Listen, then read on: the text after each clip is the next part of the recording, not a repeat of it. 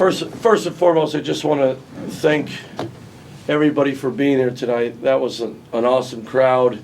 Our students, the Thon game, they showed up. They were loud. They were the stars of the night. I just, in my first year, experienced some of this, even in a night of defeat. I don't want to ever forget that. Our students are showing up and they're into it, and I really appreciate that, and I take it personal because I want them to be a part of this. So I was very humbled by how many people showed up today. It was great, and we gotta do our part. We only did it for 20 minutes. We didn't do it for 40. Very disappointing second half. I thought in the first half that was some of the best basketball we played the right way, played with great flow and movement. Second half, we just got very frustrated very quick, and it just really put us in the mud. And even though we had, somewhat connected to the game late, not enough to win. It was poor second half. It's on me. It's on all of us to understand this. We're not a consistent basketball team, and you saw that today. Mike, Mike, what went wrong defensively early in the second half, and how much trouble is that for you, because you've always hung your hat kind of on defense? It's what your teams have been about. Yeah, first of all, we were out of position. I mean, I thought in the first half we honored the scouting report very well, and they took tough shots, and we defended. And we gave a couple threes up early, but I thought around the basket we made a miss, and we shrunk the court when they were trying to do some isolations. In the second half, that went out the window, and that's very frustrating as a coach. We don't have enough defense to carry over as the game goes on, especially when teams make adjustments. We fouled a lot, and to me that's a lack of discipline. I thought they had some drives where we were there, and we bailed them out with a bad foul or a rotation foul and reaching in when they're taking a tough floater. Or we had two at the end there where we squared up the ball, but someone came in and lost discipline and fouled, and you go to the foul line, they're freebies. So that as you're exactly right, it's just very frustrating. It's not winning basketball. First half was winning basketball, but it's a 40-minute game, and our defense has too many holes in it. And some of it is size and athleticism. We will continue to keep addressing that. Other parts is just being mentally tougher and sustaining is the term I use. Sustaining your defense throughout stretches of the game, and we don't do that. We don't do that enough in the Big Ten to be good offensive teams. Mike, we saw both Nick and Kanye go down late in the game. Do you have updates on both those guys and how? Yeah, they're in the training room right now, being evaluated by our trainers and the docs. So we'll know some stuff here soon. And how did that impact you guys down the stretch, not having? Well, both of them playing major minutes, and Kanye, I thought even in the first half he was getting the ball at different places and really putting pressure on them. We need that. We need that down the stretch. We put a lot on he and Ace, and Nick has been playing really well for us, and not having him out there defensively to guard Garcia, that hurts us because he's one of our better defenders. But next man up. I mean, we're not the only team in the country dealing with injuries or losing guys during games, and you got to find a way, and just not good enough in the second half to win a game in the Big Ten. Hey, Mike. First half, you guys shot 52% from the field. Second half, 35%. Yeah. What changed, do you think, between half, and what can you guys do to really shoot a whole game more than just one half of a game going forward? Well, if I knew that, I'd be happy. I call it offensive frustration. There's just times we have offensive frustration where we don't see a rotation. We force a shot, we force a drive, and we have some guys that we need to go make plays more than others. So that's part of the game. But understanding. All right, we went 2 minutes and we didn't get an easy one. We didn't have enough movement. Those things, and you could talk it through all the time, but you got to take care of it on the court as well. And I thought in the first half, man, we were getting downhill. We were moving the ball. We were getting each other's shots. I thought the ball stuck in the second half. I didn't think we pushed through some drives to make them call fouls. If you don't push through drives in the Big Ten and attack the defender, they're not bailing you out with a flail. And I thought we got very frustrated quickly in the first half, and that's the difference. And when you get offensively frustrated, it affects your defense, and that's been a problem for us all year. I think in regard to the ball movement, it looked really strong in the first half. Yeah.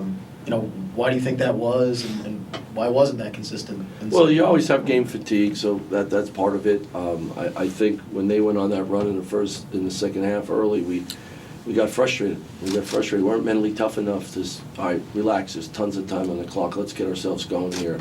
And the ball stuck a little bit, we took some tougher shots. We didn't finish, I thought we finished in the first half around the rim a little bit. I don't think we did that in the second half enough. There's a couple that got stuck on the rim. Got to finish those, man. We need those. And that stuff creates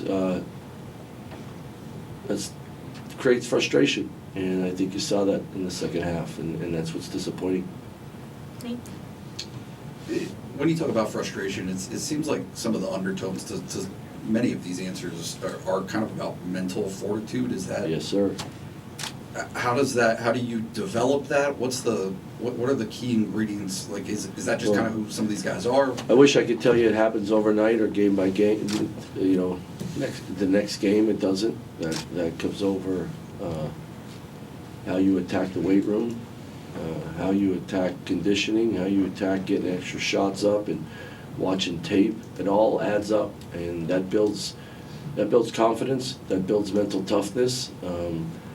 Being able to take yourself to a place as a basketball player where maybe you weren't able to take yourself a year ago or 6 months ago. I've been through this before. You got to go through. Can't use the word I want to use, but you got to go through some stuff, Nate, to get where you want to go. And it seems like we're going through the same stuff over and over again this year. Man, 20 really good minutes or 10 really good minutes, and then 10 lousy minutes or a half like we just had. And that's frustrating. You got to learn from it. But we got to become a mentally tougher program. I totally understand that. It just doesn't happen overnight, and you have to show these guys what the issue is, what the problems are. You got to watch tape with them. You got to discuss it. You got to make sure they have a clear understanding of what is good enough and what isn't.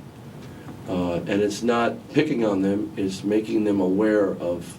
This is the stuff we have to do to become a successful basketball program. And some of it is things you'll never see, and some of the things you will see. That's the next step we got to take.